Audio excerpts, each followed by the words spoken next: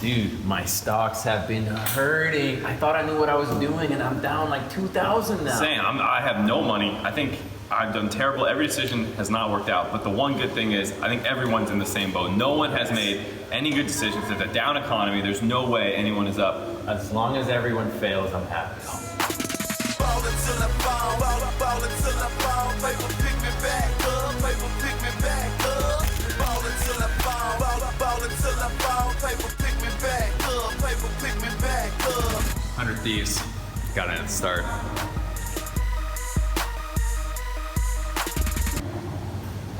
How about one?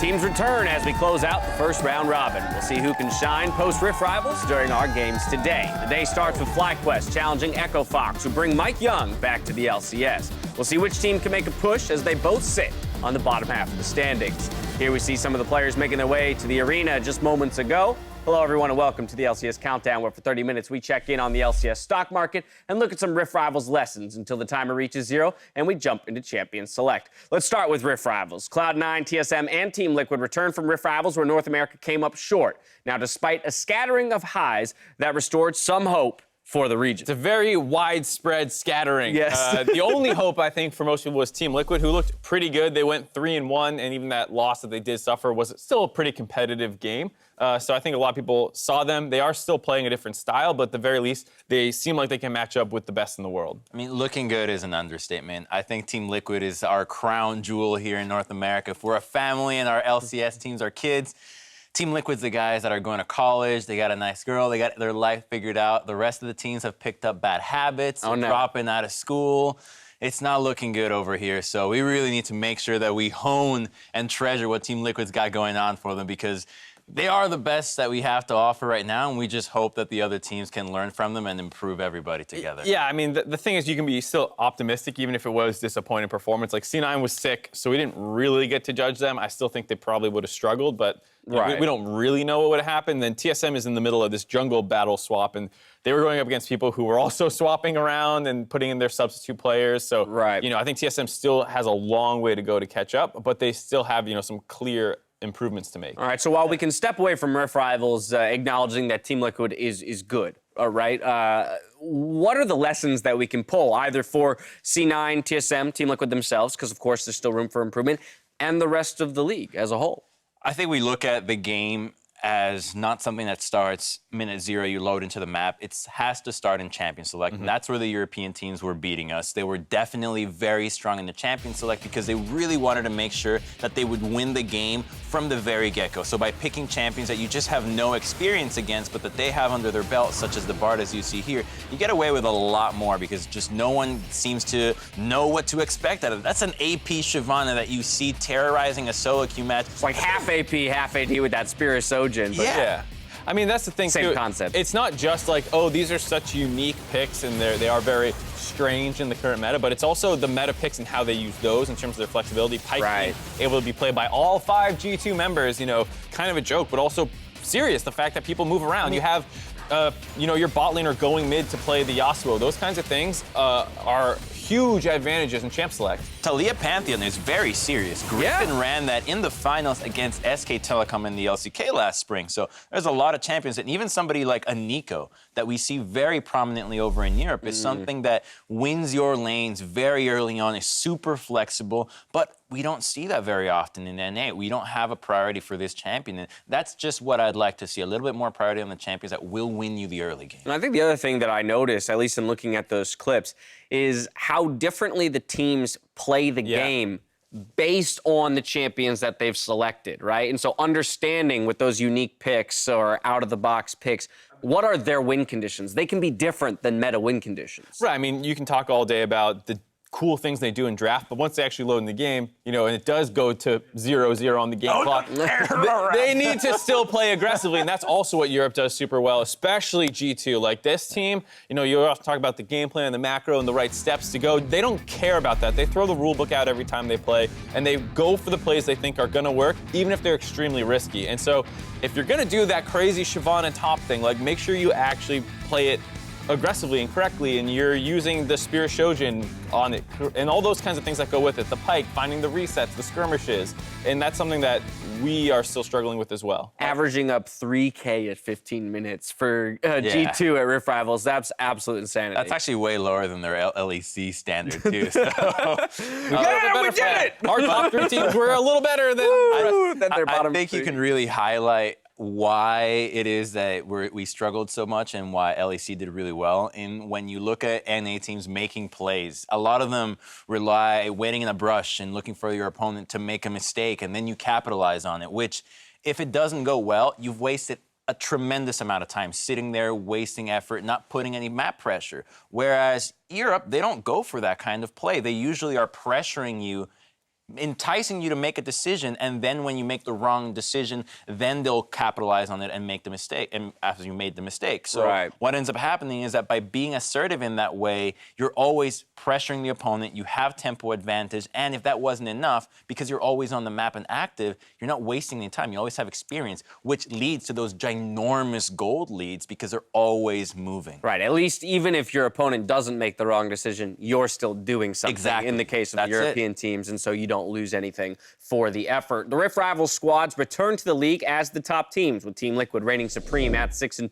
TSM and Cloud9, they're in second alongside CLG and Optic. And then we have a tie for 6th between Golden Guardians and Clutch. And while our LCS teams continue to shuffle for position, Rick declared his independence from Iron 3 to reach Iron 2, and then unfortunately slipped back to Iron 3 just as quickly within 24 hours. But the struggle. It is the struggle of the depths of ranked solo queue, but he's put in the effort. The time is there, and hey, you may have been demoted out of Iron 2 this time, but you've proven to yourself that you can get there, and next time you'll stick it. They say iron is the most slippery of metals, so... Do they? Yeah. Okay. I said it. I'm not going to fact check that one.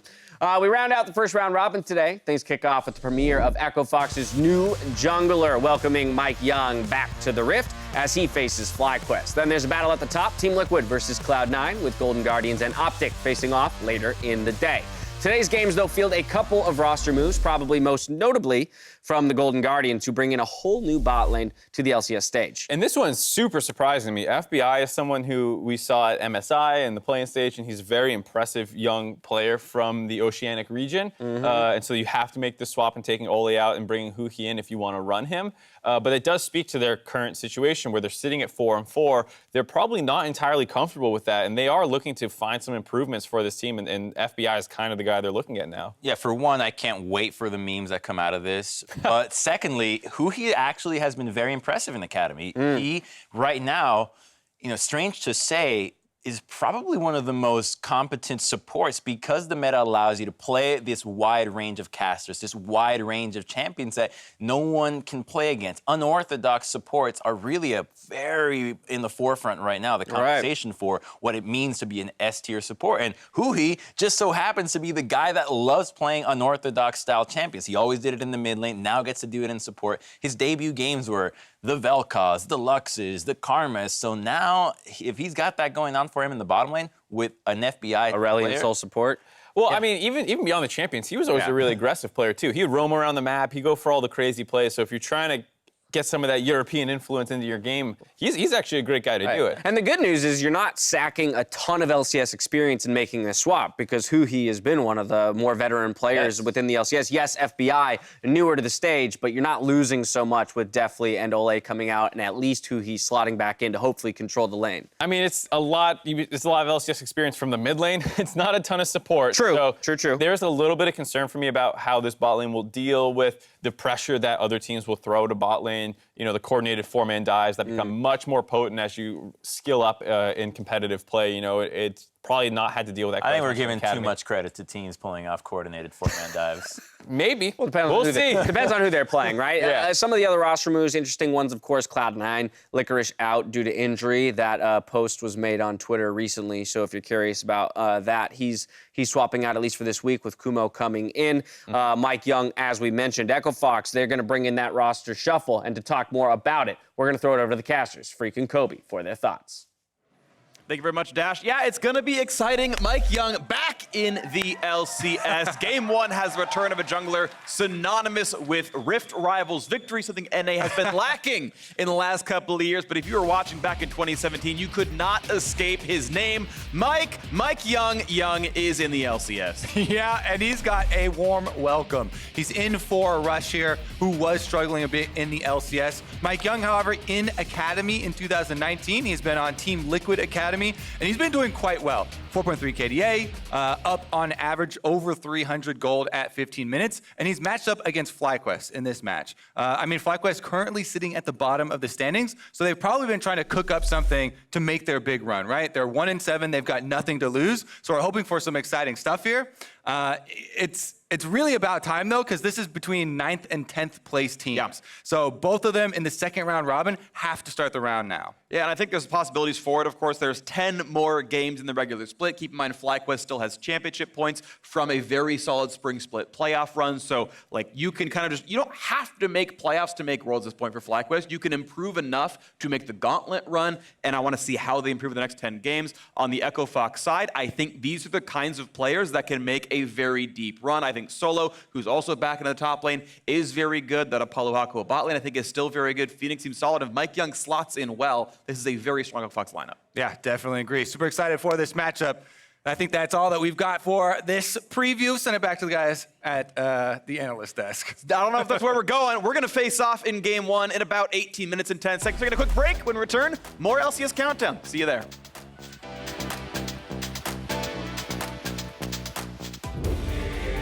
Ahoy there, happy investors. If the tumultuous LCS stock market seas have you all topsy-turvy and a bit salty, your old pal Captain Greybeard is here to help you chart a course to smoother financial waters. We will start with the standard bearer from North America, Team Liquid. This aquatic workhorse has braved the Bermuda Triangle of Rift Rivals and still made it out with a winning record. And today, they could continue the rule of the high seas with a full broadside against Cloud9 and take the wind right out of their sails. If rough waters don't scare you, then it may be CLG for you. They're holding fast in second place and looking to prove to be a top team above the mast. But be warned, you scurvy bilgewater barnacles. They will be facing TSM and Team Liquid, so there's a chance your portfolio walks that plank and sends your financial futures down to the depths of Davy Jones' locker. For my way of thinking, it's time to join up with the Optic crew. They're in for fair weather and a strong tailwind with only 100 Thieves, FlyQuest, and Clutch Gaming on their horizon. Those are just a few helpful words from an old sea dog. But be safe out there, and hopefully you'll find your treasure island faster than Riv can say. Riv sells seashells by the seashore. Silly. Where's the water?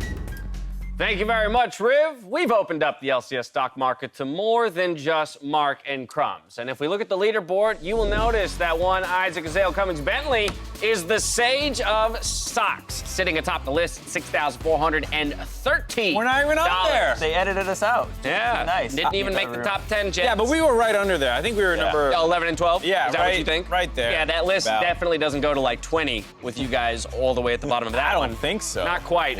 Mean Mr. Keen, you may have noticed, also up there with Azale and Rumble Copy this Stew. homework. Only a $10 Yeah, the Saints behind. score. Wait a minute. Yeah, something's peculiar there. But let's hear from the king of the LCS stock market ourselves. See if we get some sage advice. Azale!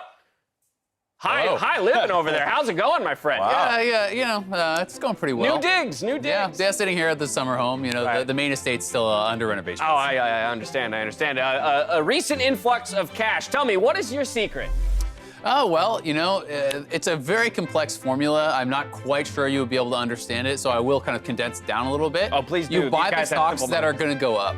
Oh, I didn't get that. Did you get that? No, I didn't. That's not what I was. One more time for the idiots on the desk. You buy the stocks when they're cheap, and then you sell them when they're worth money. All right, did you get it that time? I was really. I was Write it doing it down. backwards. I Write got it down. I had heard that, but I gave got you a it. notepad specifically I was for this. Lexia, you know. Well, here's my next question, Azale. Since we're moving into a new buy period, I want your advice. Are you sticking with 100 Thieves, or are you going elsewhere? What's the call? Well, I mean, 100 Thieves have been good to me. We've been through thick and thin. They got me, where I am today, and that is Right. why I am selling them. They have Team Liquid and TSM and Optic. Are you crazy?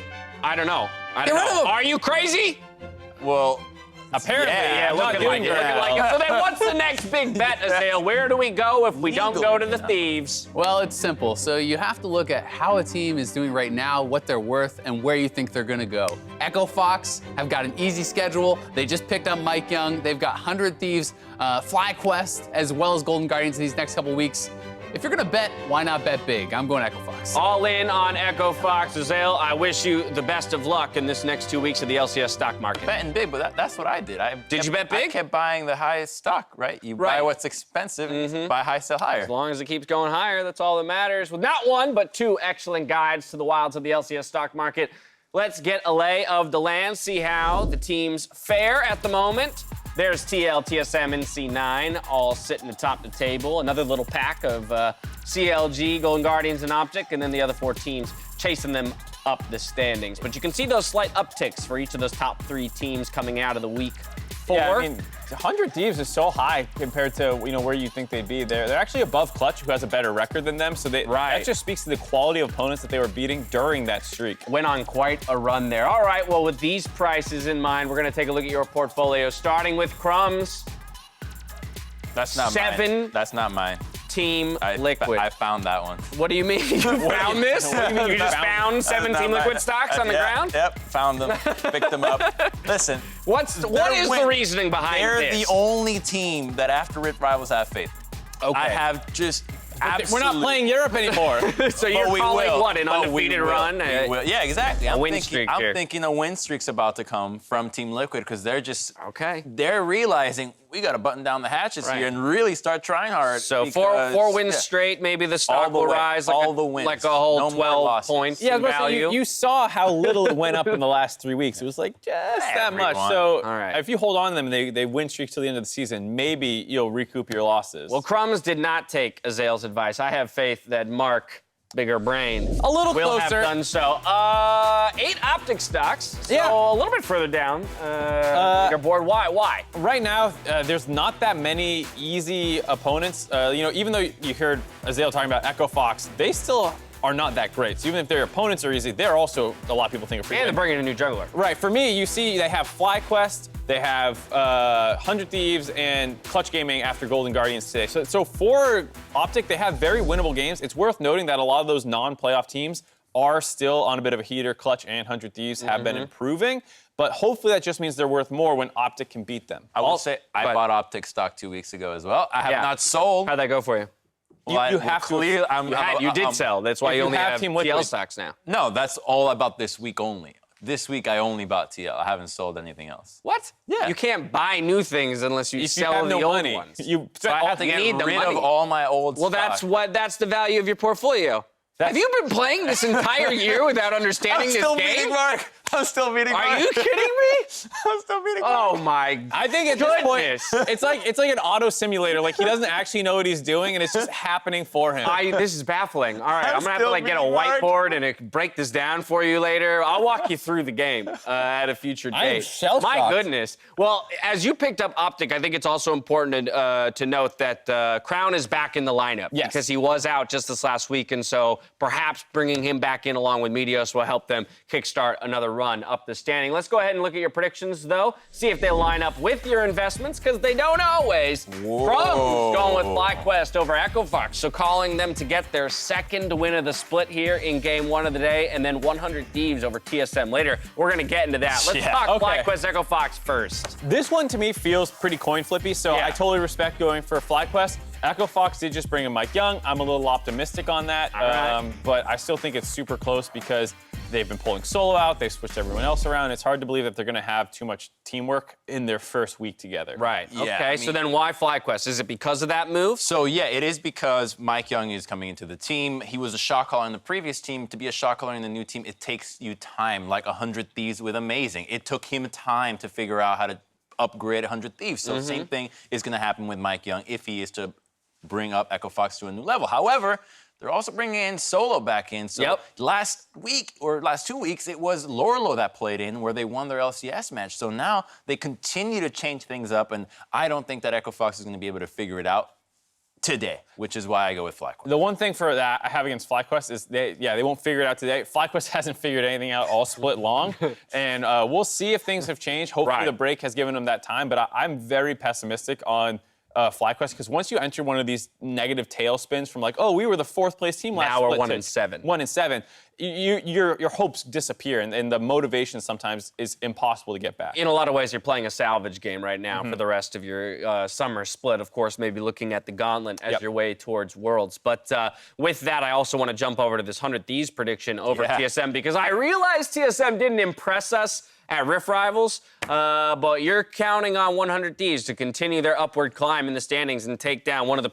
perennial powerhouses of the LCS and TSM. Yeah, I don't think you can call TSM a powerhouse at this point. That's yes, fair. compared to the rest of the teams in the league, the record is pretty up there, but they did not look good at Rift Rivals at all. Like, the amount of things that I just did not like out of them were so many, whereas 100 Thieves continues to be on the up and up, and I believe that the more time you give this team, the better they're going to become, because they actually figured out the formula that works for them. They've got good shot calling. They're making moves that a lot of our top teams aren't, at least on the macro level, and I think that that says more than half of our teams, including TSM. I agree. TSM did not look good at Rift Rivals. They're not Rift Rivals. They're playing 100 Thieves. So I'm not that worried about it, as well as like when you look at how they individually match up, I think there's a lot of bad mismatches for 100 Thieves. I like the recent upward trajectory. I just don't think it works here, where Broken Blade will do great into Fake Out, in my opinion. Bjergsen will do excellent into Someday. Or excuse me, Ryu. And I think the bot lane is one where it kind of neutralizes out and not much will happen. So I just don't see that.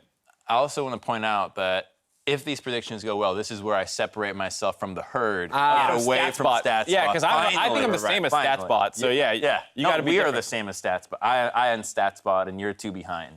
Oh, No, in terms of record, but in terms of today's predictions, yes, I can't StatsBot gain on it. and Mark are on the same page. Well, heading into Game 1, Invert is hoping that playing against Mike Young will enable the team to transition their scrim results to the stage. Mike Young has been in the LCS in the past, and I think he's shown good results, but he's not going to do that today. I think we have a pretty good game plan, and I think we're going to exploit the fact that perhaps, being a new player on the roster, he may not fit in immediately with all these other pieces. For us, we want to look to the second half and obviously get wins. That's, thing number one. And then the other aspect that we're really looking at is making sure that our scrims, which feel really good right now, and that we're learning a lot from, translate properly onto the stage so that we can actually feel good about our stage games, feel good about how we're performing, and make sure both those things stay consistent. Forever a challenge for our teams here, translating scrim results to the stage, but hoping that, as you mentioned, with Echo Fox making this switch up, Mike Young kind of trying to find his footing with the team, they can exploit that, at least early on, against Echo Fox and pick up a win. Solid game plan, exploiting the current weakness that a team has, and even if he slots right in, there's still going to be gaps in that. So I like what FlyQuest is doing. At least the coaching staff understands what they need to do. Well, we've heard from them, but Crumbs, I want to hear directly from you, your strategy for FlyQuest, picking up a win here with our win condition. Well, they haven't done this one in a while, but cracking that Nexus. All right, don't forget, that's a good you step. really need to go for that FlyQuest. Detail. I know it's been a while. Make sure you hit it. Other than that, though, they really need to let these players shine in what they're best at. And I think that G2 and a lot of the European teams in their interviews were very candid about what that means. It means that if your players have tendencies that end up losing games, but those tendencies 8 out of 10 times actually win you those games, you have to roll into them even more. So somebody like a Wild Turtle, yes, he flashes in and still that meme is alive, but he's the guy that when he goes well, just wins you the games flat out. And then you got a player like Viper who has the same idea, very aggressive champions that are very aggro that maybe, again, 6 out of 10 times it works. The other 4 it fails. But if you practice on them, then you're going to have champions and players that are explosive and win you games. And as long as you can then learn to shrink how much damage you take in those losses, then you start making a great team. That's what FlyQuest needs to do. Unlock your players to do what they're good at. Mark, what's the response here for Echo Fox? Simple. Scale. Boy, Just do what you did at the end of last season. Whoa. Don't put more words in there. I put scale. I did not pick a scaling comp. Well, but would those two things not go hand in I'm hand? not saying you're wrong, but don't put words in my mouth, graphics team. Or producer, whoever made that decision. All right. But yeah, they picked a lot of late game stuff in the previous season to pick up a lot of wins. You're going up against the other last place team right now. There you go. Thank you. Scale. Okay, with an exclamation With point. an exclamation Look at that point. live production. I love it. I love it. But yeah, I think Fastest fingers in I'm the not bed. saying this will beat every team in the league, but you're playing against the worst team in the league right now. Just pick some late game assurances that your team is already kind of good at. You don't have time to work on all the early game playmaking with Mike Young after 1 week, so just find something good late game. All right, enough from us. The teams are ready, so we're going to toss it out to the battle arena for the call.